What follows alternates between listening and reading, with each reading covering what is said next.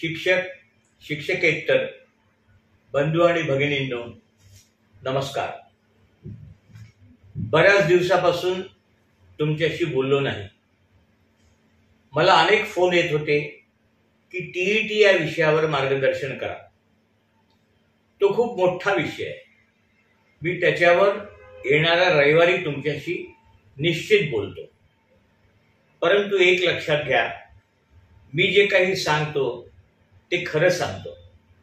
ते कटू असेल तरी काही वेळा करता वाईट वाटेल, परंतु नंतर आपल्याला खरं सांगितलं याचं समाधान आपल्याला मिळतं याची मला जाणीव आहे। आज मी एक 5-6 विषयांवर तुमच्याशी बोलतो आहे टीईटी सोडून। काल 23 तारखेला आमदार ज्ञानेश्वर म्हात्रे आणि आम्ही आयुक्त कार्यालयात बैठकीकरिता गेलो होतो। त्या बैठकीत संचालक महोदय देखील उपस्थित होते। आता तिथे बऱ्याच विषयांवर चर्चा झाली, पण महत्त्वाचे 2 मुद्दे सांगायचे झाले तर टप्पावाढीचे पत्र तात्काळ वितरित झाली पाहिजे यावर विशेष चर्चा झाली।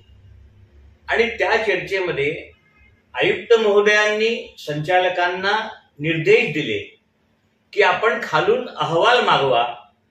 ज्या शाळांचे टप्पावाढीचे पत्र दिले आहेत त्यांची संख्या, त्यांची नावं, आणि ज्यांचे अजूनपर्यंत दिले नाहीत त्यांची संख्या, त्यांचे नावं आणि त्याची कारणं।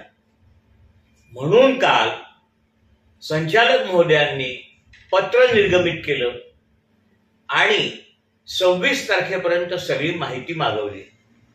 याचा अर्थ असा की टप्पावाढीचे पत्र कुठल्याही परिस्थितीत संपूर्ण महाराष्ट्रात येत्या आठवड्यात 100% मिळतील। मग आता हा उशीर होतोय का त्याच्यावर थोडंसं नंतर बोलतो। मला खूप फोन येतात की का हो तुम्ही मतदारसंघात कधी येता, का मुंबईलाच राहता का? मला सांगा, मी मुंबईला राहू नको तर काय करू? तुम्हाला सांगतो, कालची जी बैठक झाली त्याच्यामध्ये अजून एक विषय होता की आधार व्हॅलिड विद्यार्थी जे आहेत त्यांचं MBU आवश्यक आहे का?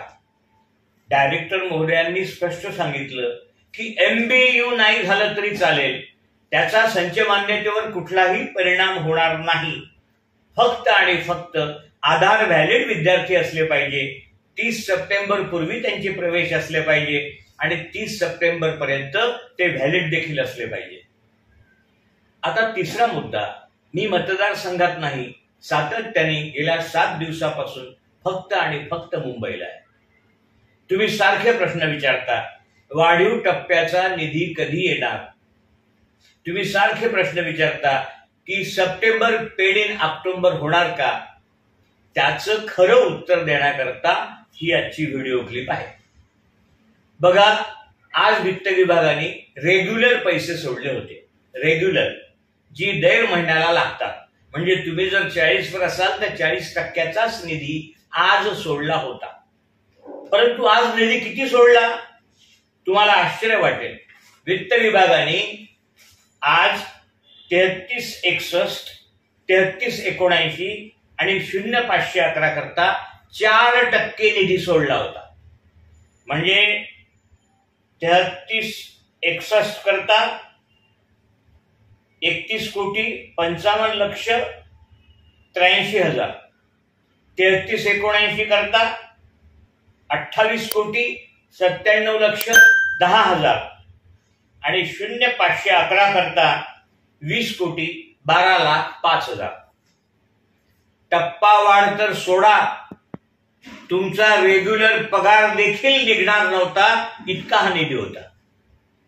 आज वित्त विभागाच्या सन्माननीय सचिवांना, प्रधान सचिवांना भेटलो। त्यांना सांगितलं की मधात तुम्ही जो 5% वाढीव सोडला होता तो वाढीव आहे, तुम्हाला रेग्युलर 9% सोडलाच पाहिजे, तेव्हा रेग्युलर पगार होतील। आणि मग आज सरते शेवटी 469ला 10,28,96,96,000 म्हणजे हे सैनिकीचे हेड आहे. 478 म्हणजे ज्युनियर कॉलेज 373,43,51,000. 502 सैनिकी शाळा 9,14,000. 511 पूर्वी सोडलेला 20,12,05,000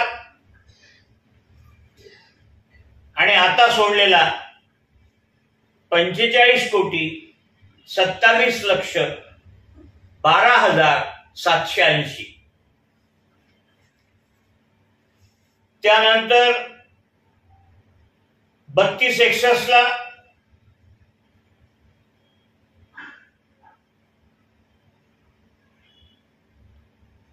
37 कोटी पूर्वी सोडलेला 93,44,000 आणि आता सोडलेला तोच 37,93,44,000. 3361ला पूर्वी सोडलेला 31,55,83,000 आणि आता सोडलेला 71,62,920. 3379ला पूर्वी सोडलेला 28,97,10,000 आणि आता सोडलेला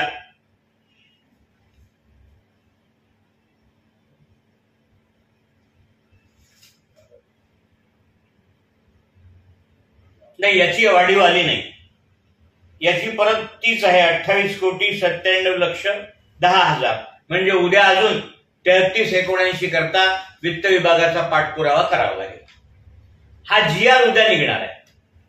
आता हा जो सगळा निधी आहे हा तुम्ही आहे त्या टप्प्यावरचा सप्टेंबर पेड इन ऑक्टोबर करता आहे. वाढीव टप्प्याचं काय?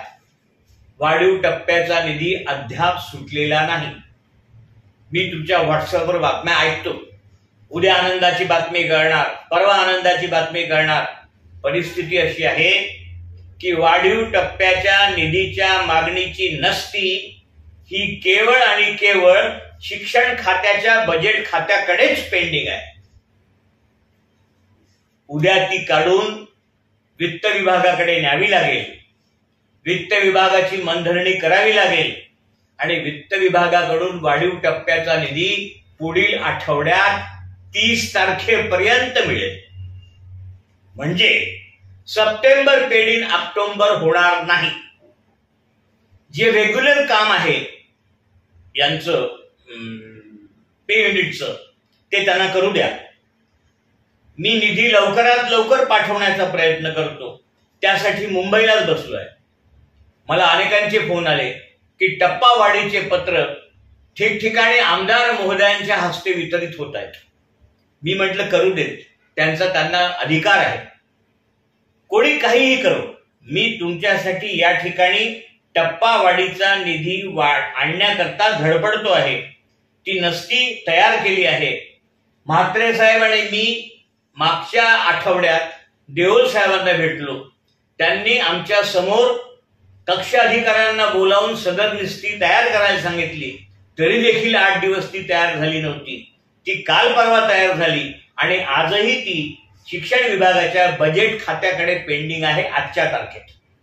म्हणजे उद्या याच्यावर वर्किंग करावं लागेल आणि वित्त विभागाला ती पाठवून जास्तीचा वाढीव टप्प्याचा निधी मागवून कदाचित पुढच्या महिन्यात पहिल्या आठवड्यात तो निधी येईल आणि ऑक्टोबर पेड इन नोव्हेंबर होतील आणि सप्टेंबर ऑक्टोबरचा फरक देखील या मार्च पूर्वीच मिळेल असा प्रयत्न आम्ही सर्व 100% करतो आहोत. आता 22-23ला पट कमी आहे, त्यामुळे शाळाच अनुदानावर आली नाही. त्याचा प्रयत्न वेगळ्याने सुरू आहे. त्रुटीचा विषय 100% ऐरणीवर आहे. परंतु सगळ्यात पहिले टप्पावाढीचा निधी पाठवून दिवाळीपूर्वी तुमचं टप्पावाढीचं वेतन देऊन तुमची दिवाळी गोड करता येते का, हा प्रयत्न आहे. आणि त्याच्यानंतर 22-23च्या वर्षाची शेवटच्या वर्गाची संख्या नसल्यामुळे जे 20% येऊ शकले नाही त्यांचा विषय आणि त्रुटीचा विषय भविष्य